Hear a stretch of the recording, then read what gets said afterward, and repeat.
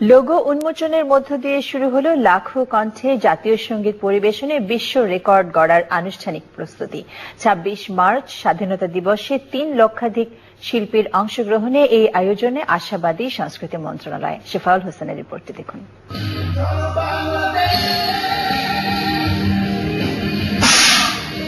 দলীয়ভাবে জাতীয় সঙ্গীত গেয়ে বিশ্ব রেকর্ডটি ভারতের।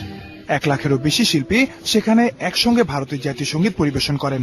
ওই সংখ্যাকে ছাপিয়ে বিশ্ব রেকর্ড গড়ার প্রস্তুতি নিচ্ছে বাংলাদেশের সংস্কৃতি বিষয়ক মন্ত্রণালয়।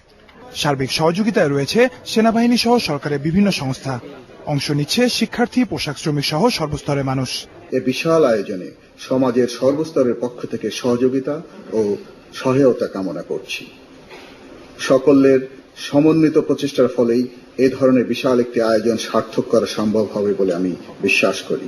এমন একটি আয়োজন বাংলাদেশিদের জাতীয় চেতনায় নবজাগরণ ঘটাবে আশা উদ্যোক্তাদের। শুধুমাত্র যে জাতীয় সঙ্গীত গাইব তা নয়, আমাদের সরকারের তরফ থেকে, আমাদের বিভিন্ন বেসরকারি প্রতিষ্ঠান থেকে ঐক্যবদ্ধভাবে স্বাধীনতা, মুক্তিযুদ্ধ, ইতিহাসের প্রতি ব্যাপক প্রচার প্রচারণা হবে, যার থেকে নতুন প্রজন্মরা ওরা শিখবেন, তারা উদ্বুদ্ধ হবেন, প্রেরণা পাবেন এবং বাংলাদেশের পথে তারা দৃঢ়ভাবে পদক্ষেপ দেবেন।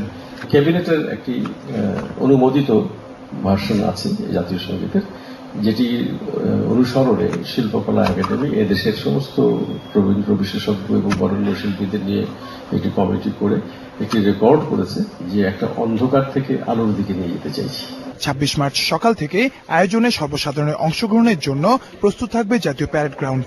Guinness book of world records কর্তৃপক্ষের নিয়ম অনুযায়ী সকল প্রস্তুতি রাখা হচ্ছে বলে আয়োজকরা জানিয়েছেন।